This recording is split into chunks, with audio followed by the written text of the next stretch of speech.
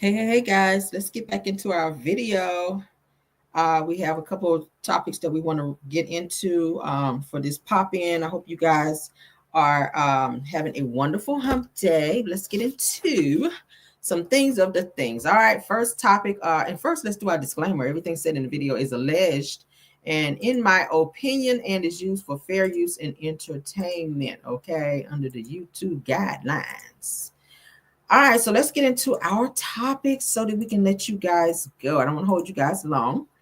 Hey guys, yes, we are back, honey. We are back. I'm trying to stay on top of it. There's a lot going on. Let's get into it, honey. Smokey Robinson has responded to the lawsuit against him. You know, 4 women that he had working for him have decided to file a sexual assault lawsuit against him, asking for quite a bit of money. All right, 50 million to be exact. And Smokey Robinson has now filed a countersuit against his accuser. So he's not going to let this go without a fight. He is not giving up that money quickly, honey. He said, all that gyrating I've been doing on stage, bitch, you're going to have to fight me for this coin. All right. So they're going after him and his wife. All right. But he is countersuing his accusers. Let's get into it.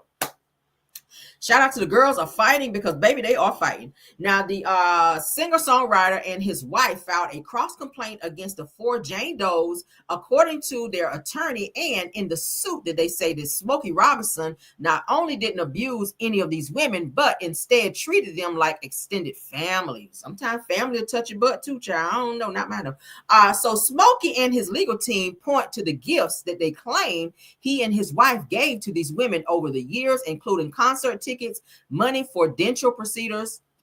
Dental procedures, I can't talk today, and more. So just because you gave somebody money for dental procedures doesn't mean that you could not essay them or treat them in some type of way if you are in a position of power. Okay.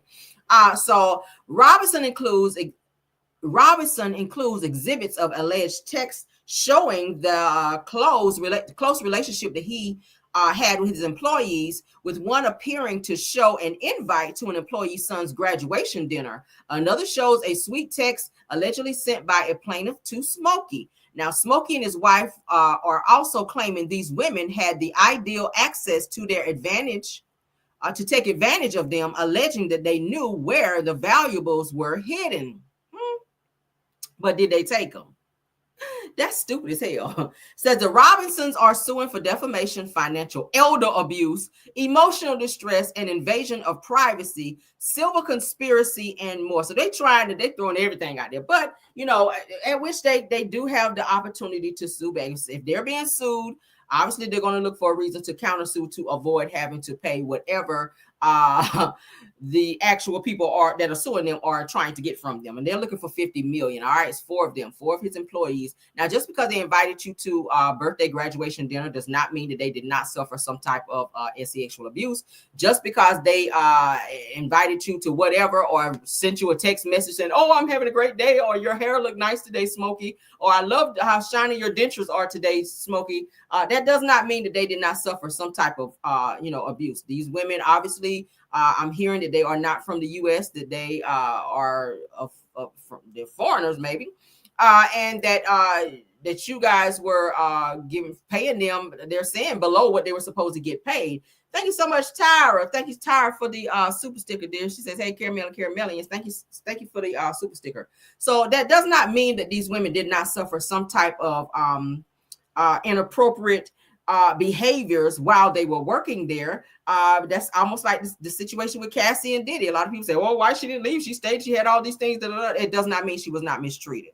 So most of the time when you see situations as such where a person is the boss and they are pulling the strings and they do have this much power and authority over a person, sometimes things will happen and they feel like, what did this person say something? People are not going to take their word over mine because I'm Smokey Robinson, or because I have set amount of money and I can fight this situation and make it go away. So a lot of these artists and or people in the industry, they feel that they can get away with certain things and how they treat people and things that they do to people because of who they are and what they possess and their notoriety in the industry. So in this situation, we're going to sit back and watch how this plays out. If these women can come up and get $50 million and never have to work again. They were housekeepers. Okay. And there's nothing wrong with that. That's a job that pays your bills. It is what it is. I'd look down on no one to do what you need to do to survive. But if this is what was going on in said environment, then Smokey Robinson, you should be ashamed of yourself. I'm just saying, I don't give a damn. And then for you to turn around and sue for emotional distress, how you emotionally distressed when you are causing the damn stress, allegedly. So invasion of privacy, if you came in their room and they're gyrating and doing this shit like you be doing on stage, that's definitely an invasion of their privacy. Conspiracy, it could be conspiracy that you're conspiring to keep them from getting this $50 million when they're trying to sue your ass after you did some alleged things to them. Defamation and financial elder abuse, sir, the way you be on stage ain't nothing elderly about you. You still throwing them hips, all right, and smacking them lips. You throwing them lips and still smacking them hips. So get your ass somewhere and sit down, Smokey, and cut this mess out, and let's see what the judge say. All right, moving on. That's what you've been doing. You've been stroking, all right, with all that damn gel in your hair. Sit back on my damn couch and tear it up.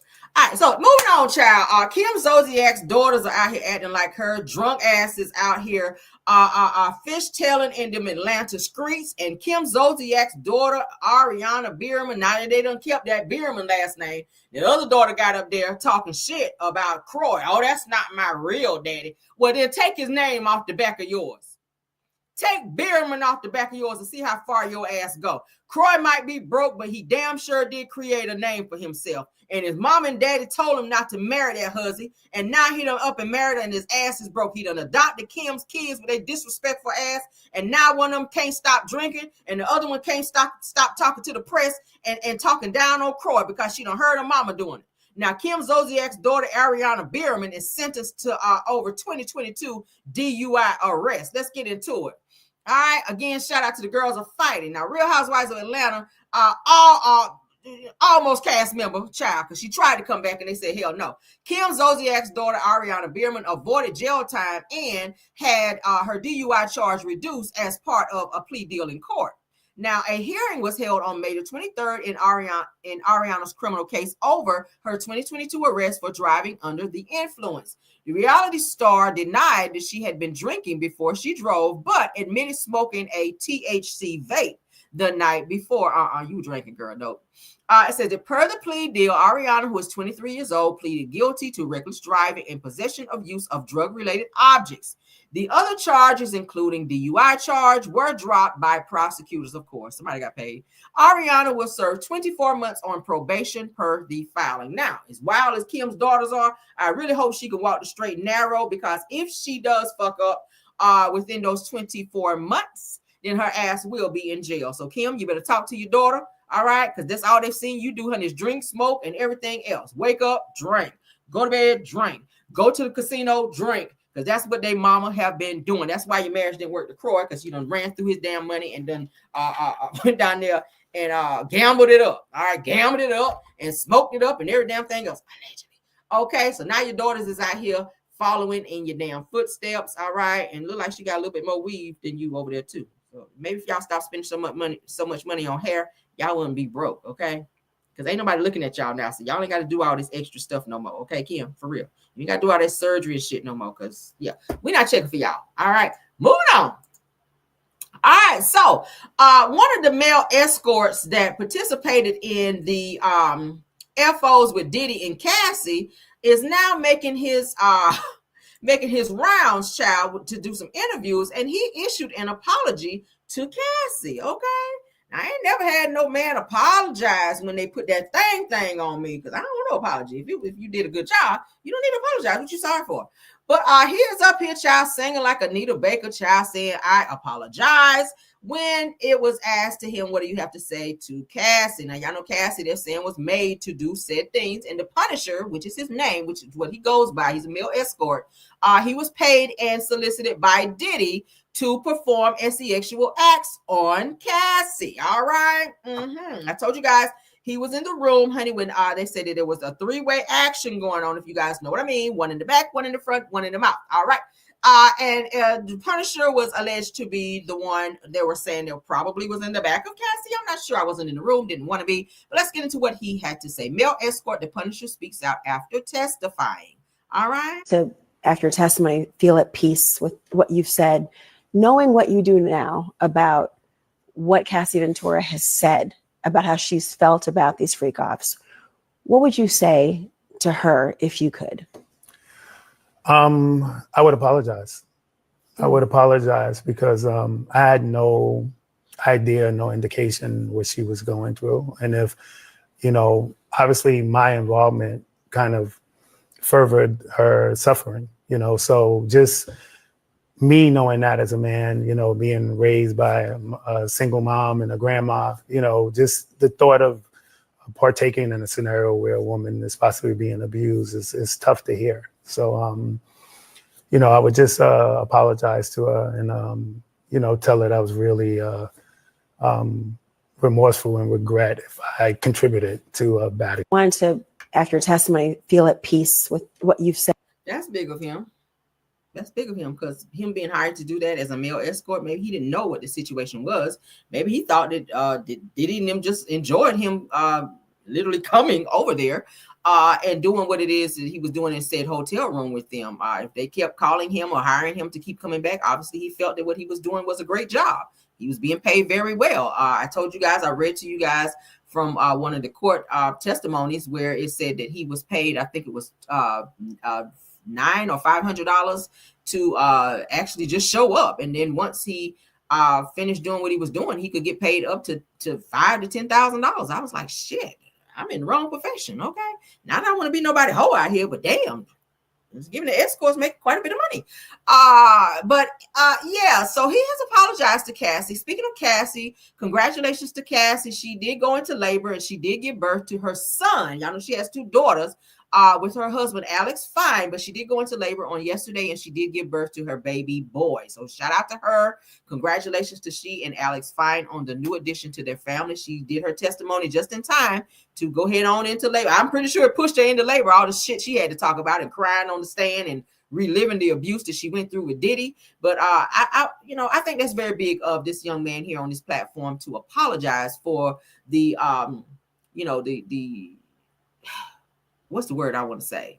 The unfortunate psychological abuse or whatever it is that Cassie has dealt with over the time that she was dealing with this bullshit with these FOs, whatever she felt like, or maybe he contributed to whatever, okay, any type of psychological or whatever that he contributed to with Cassie. So that's very big of him to sit on this platform and apologize to her for that, okay, because he probably, like I said, didn't even know that that's what he was doing. He was just there to earn a coin. So shout out to him for that, I guess. All right, let's get into this last bit of news, because this is a pop-in. You guys know pop-ins are not very long.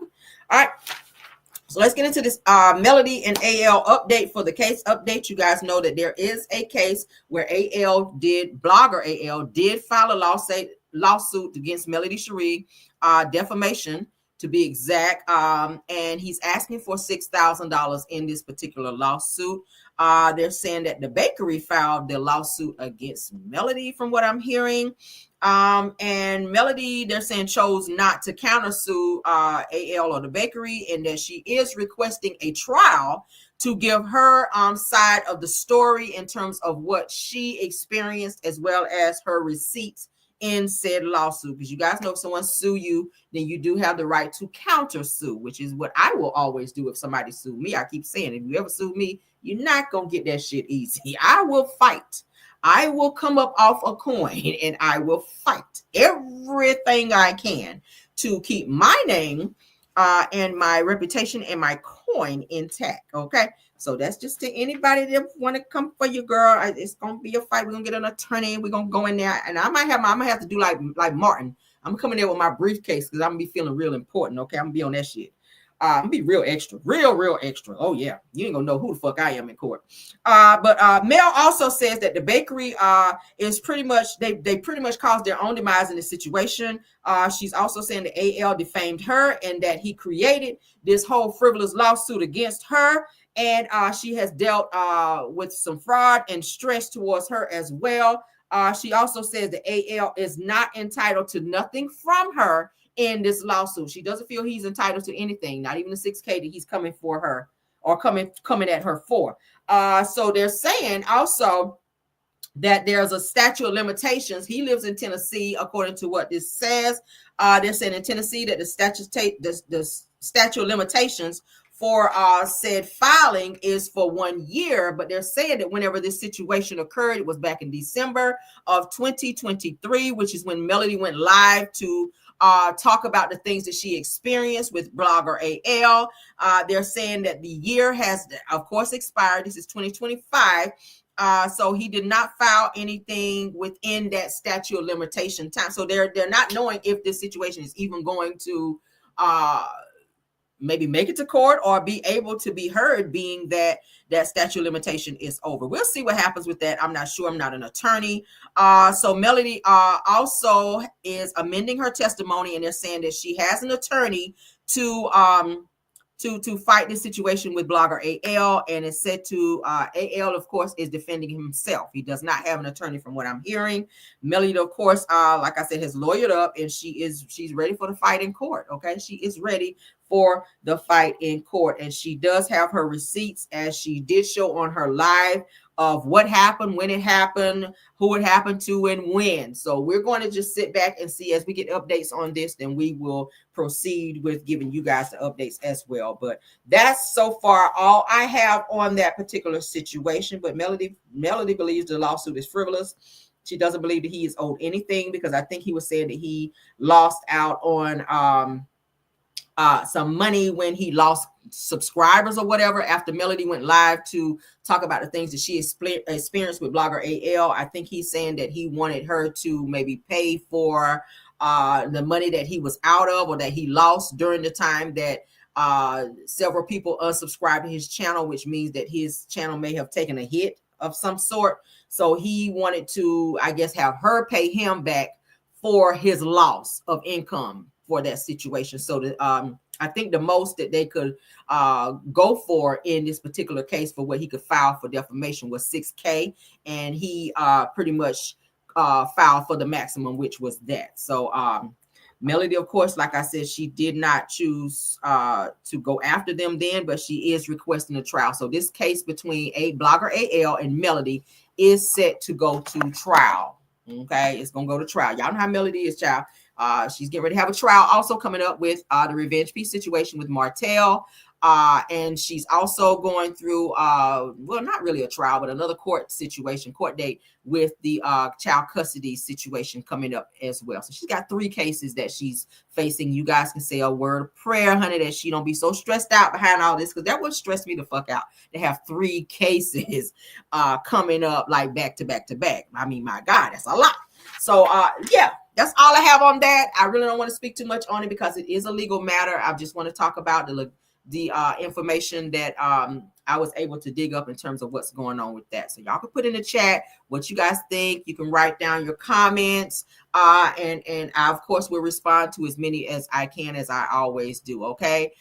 Please, if you did not hit the like on the way in, please hit the like on your way out and support the video. Okay. Thank you so much, Belle Wilson, KBR, Tyra. Thank you, Scorpion Miss. Thank you so much, Rose Armstead and True TV Podcast. You guys do an awesome job. Thank y'all for modding for me. Thank you, Sunny Days. I see you in the building.